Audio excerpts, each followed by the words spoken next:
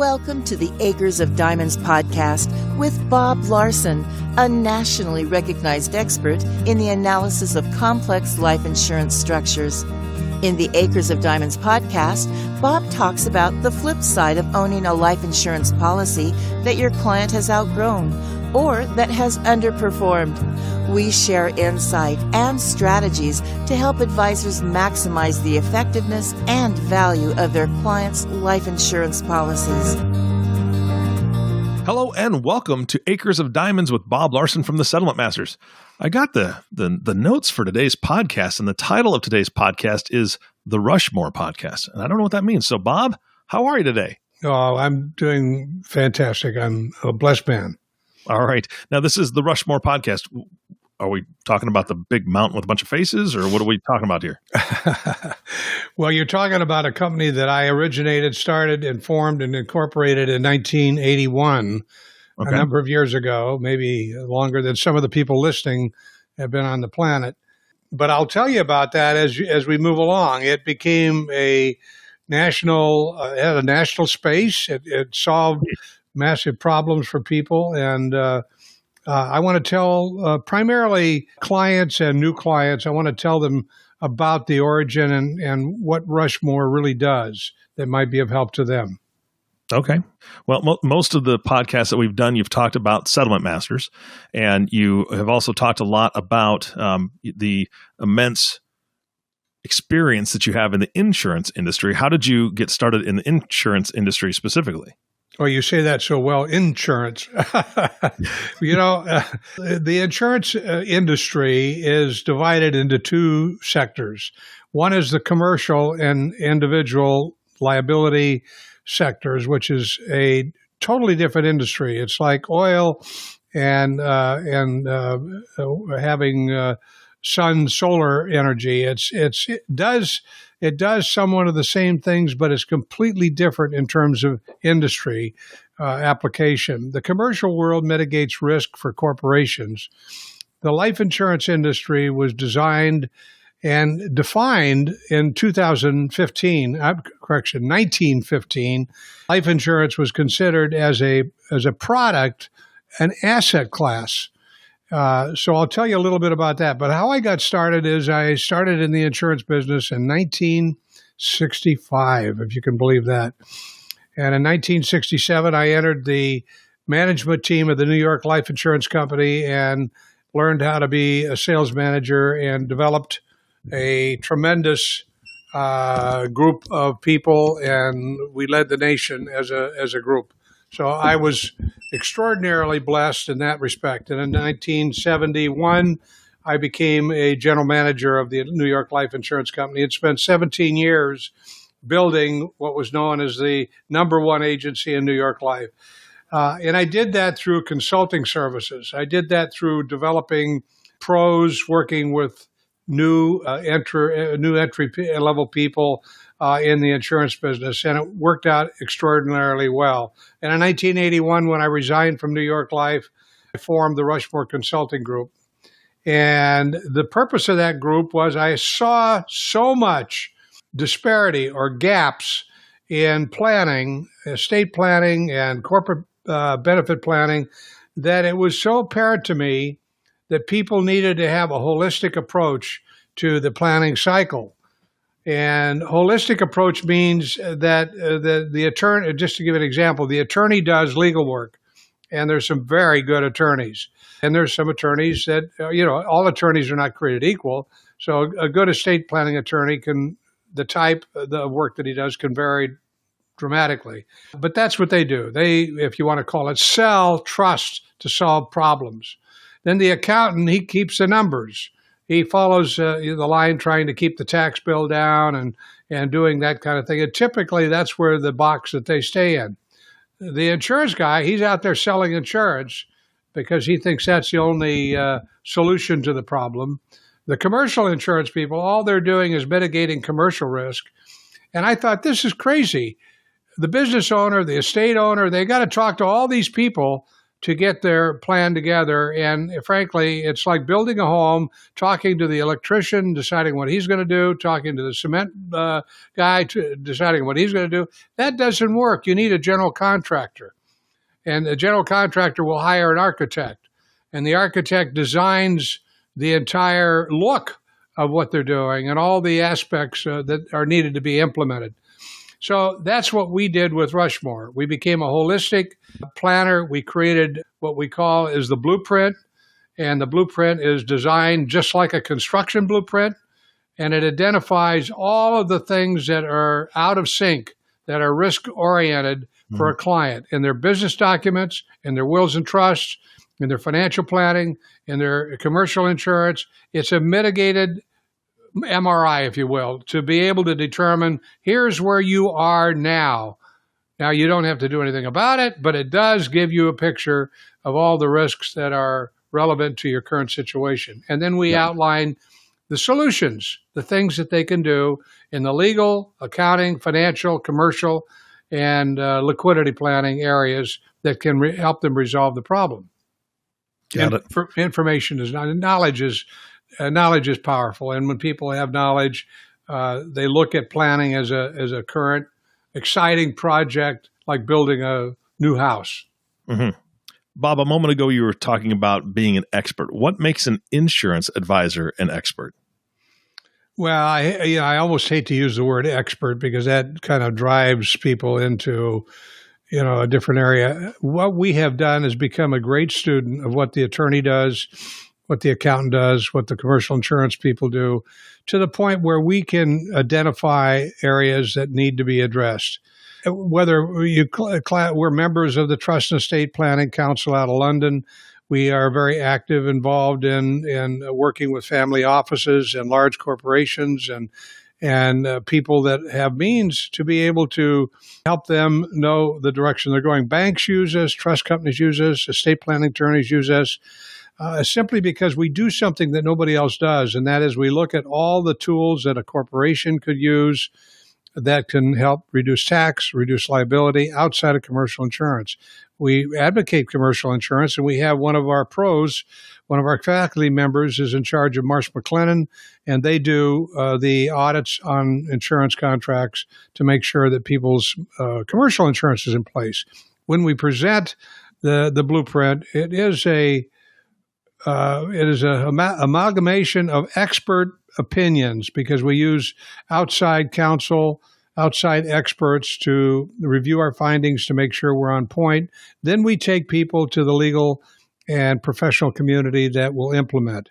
We are the architects, and the architect needs to know exactly the bearing walls, where the plugs go, and all that stuff. And that's what my team knows. So, if we're an expert, it's because we are vetted by all the best. And when we get done, we get concurrence. We're typically hired by the law firm so that we can have the client can get attorney-client privilege and all this private information. So it's the law firm typically is who hires us and pays us. And so, that's kind of a general picture, Eric, of our expertise. On previous podcasts, you've spoken about how a policy specifically is constructed.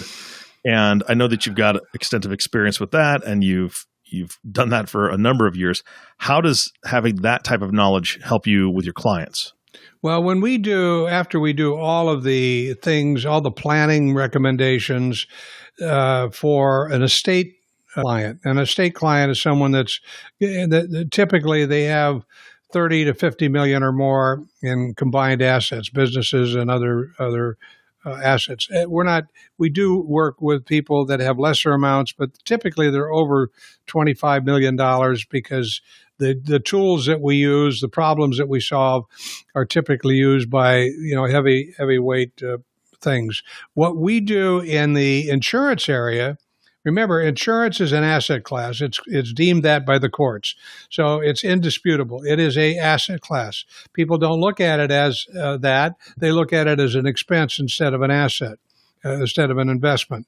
But what I do is I help people look at the fact that it, in fact, is a line of credit, and it's something that will be paid, and it will be paid to your heirs to make sure that your home and your assets don't need to be liquidated.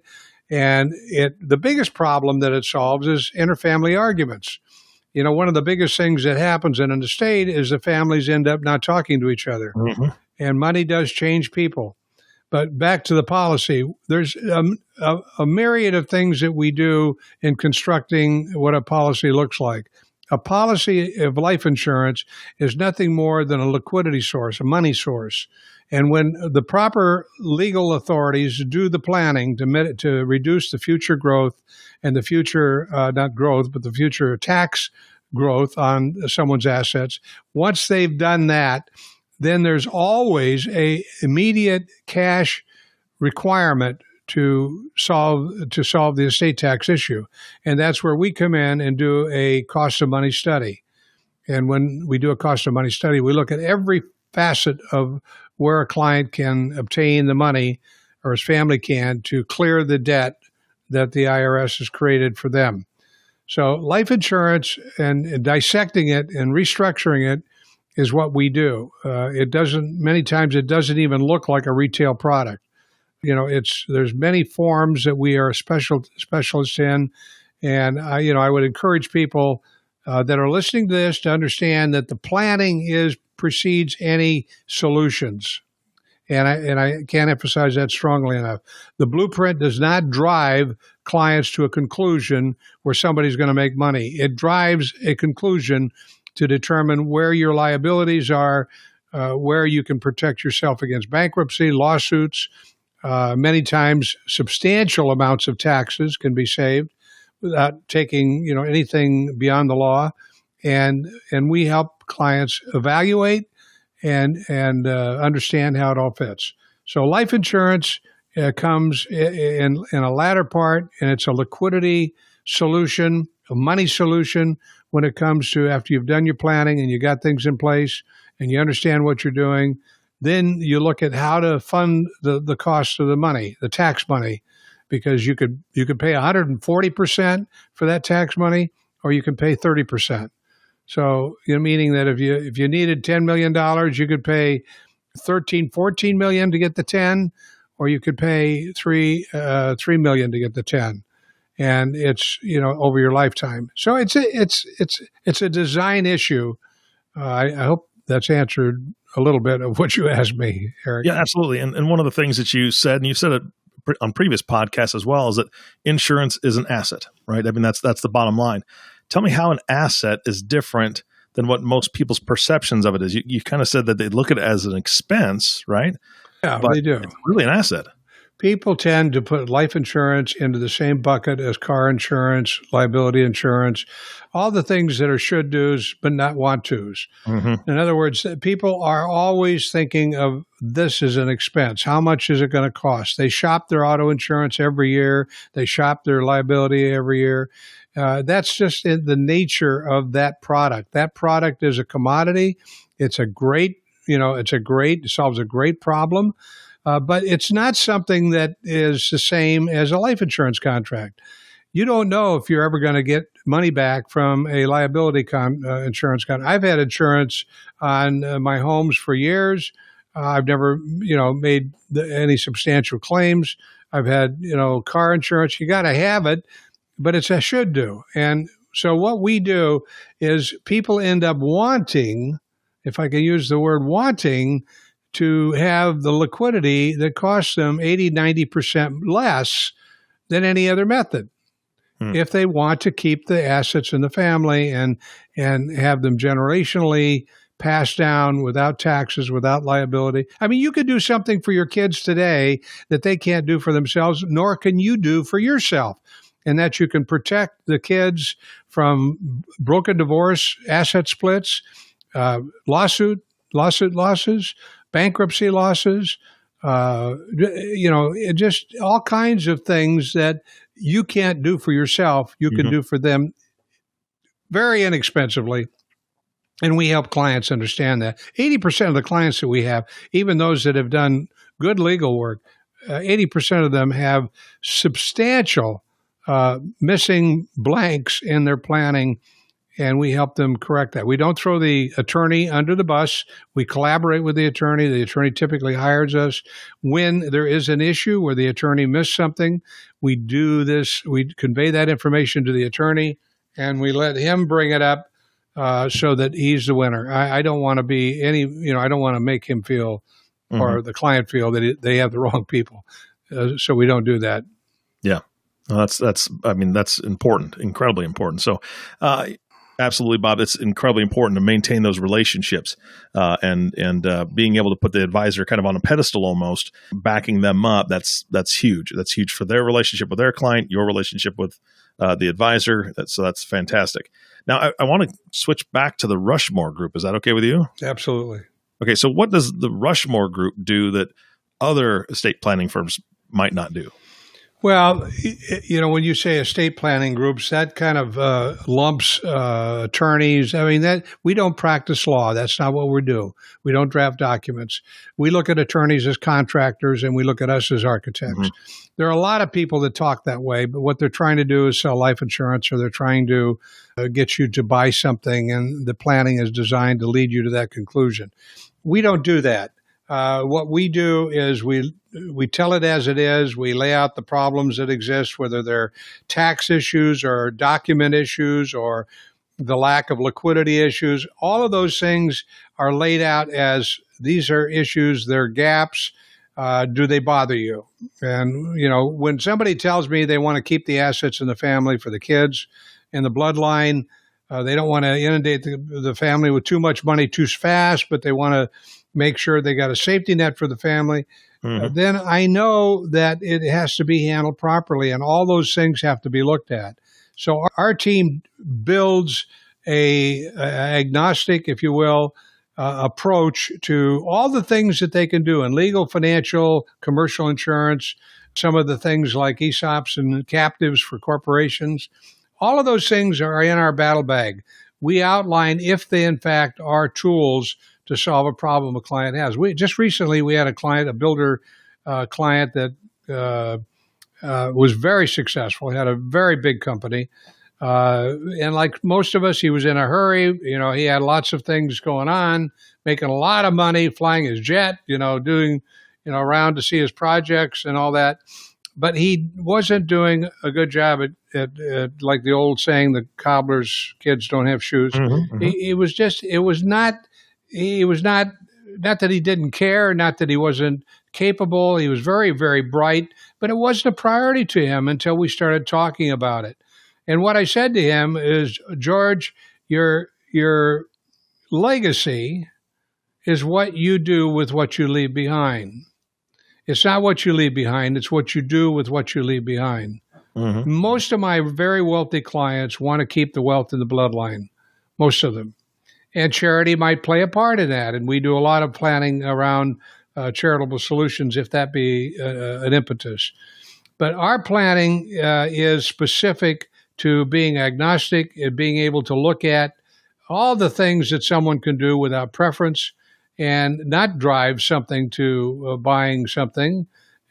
We bring in the best. We have a faculty that we bring in after we've made our determination. We use Marsh as the commercial end of we use Roy Farmer, who owns the very largest ESOP evaluation company. We use Fred Turner, the American Bar's vice chairman on captives, who owns a company called Active Captive.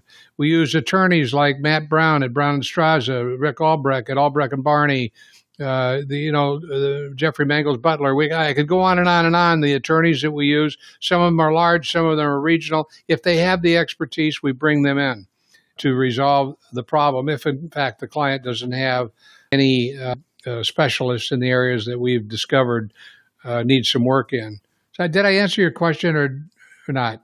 No, yeah, that's perfect. I mean, to me, it sounds like you're way more than your typical estate planning firm. I mean, that's Eric, an estate planning firm is typically known to be an attorney. An attorney will look at all the wills and trusts to be able to solve someone's problem. He doesn't talk about tax problems, income tax problems. He talks about estate problems or maybe corporate problems. He doesn't talk about income tax problems. He doesn't talk about corporate income tax solutions.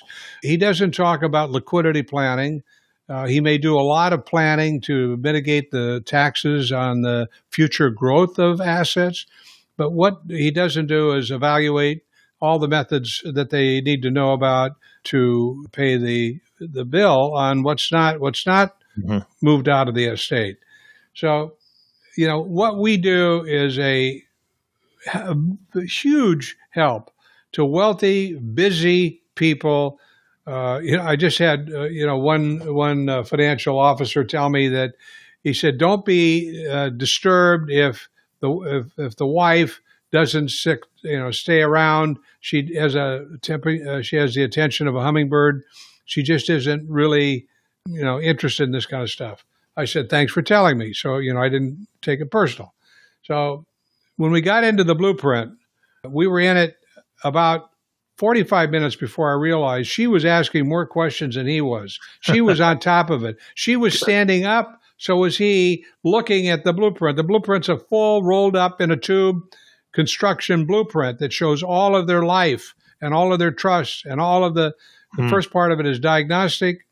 And so that's what we do. It's really different than an estate planning attorney. An insurance guy could call him an estate planning, and what he's trying to do is sell life insurance. Nothing wrong with selling life insurance, but it's a solution to a problem after you've used the tools in the legal community to get rid of the inflation, the tax on the inflation. So we're different. I'm sure somebody in the country may be as thorough and unique as what we are. But for anybody listening to this, you need to call me at 800-824-3911 and ask any questions. I mean, we're an open book. Transparency is important to us.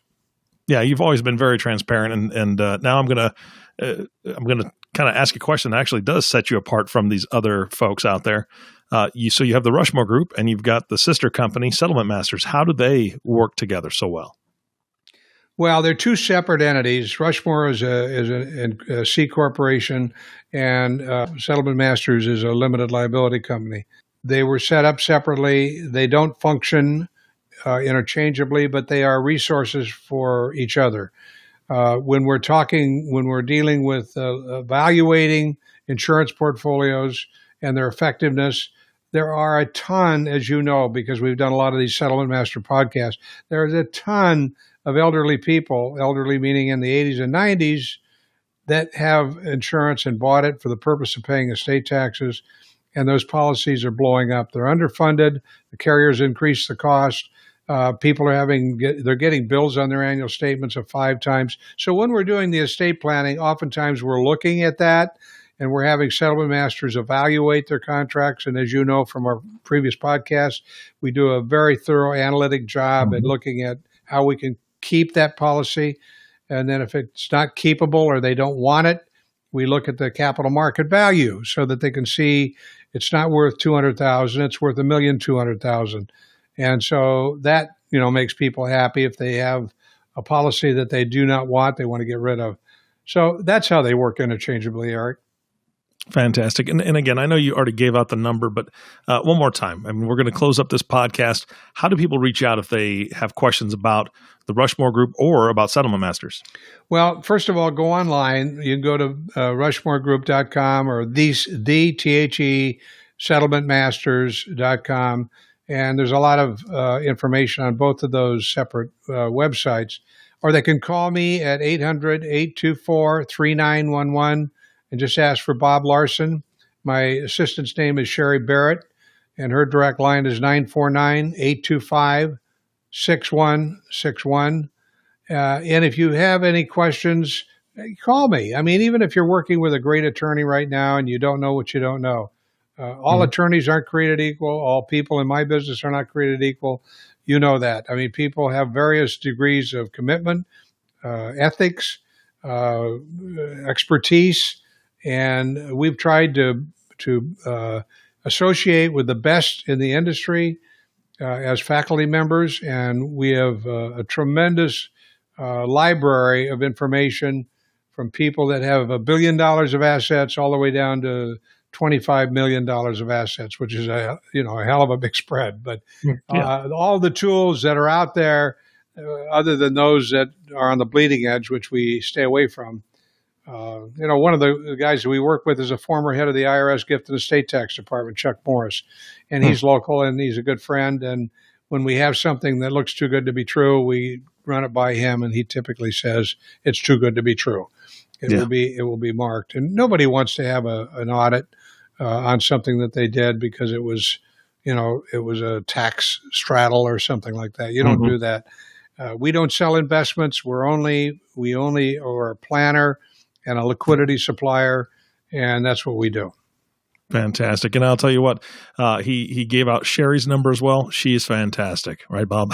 You'll have a good experience with any of my staff. Sherry happens to be extremely talented, been in the business for 20 years and been with me for quite a long time. Awesome. All right, Bob, thank you so much. It was a great podcast. Thanks for putting this on today. You're more than welcome, Eric. All right. And thank you all for listening to the Acres of Diamonds podcast with Bob Larsen. If you have not subscribed to the podcast yet, please click the subscribe now button below. This way, when Bob comes out with a new podcast, it'll show up directly on your listening device. This makes it much easier to share these podcasts with your friends and family.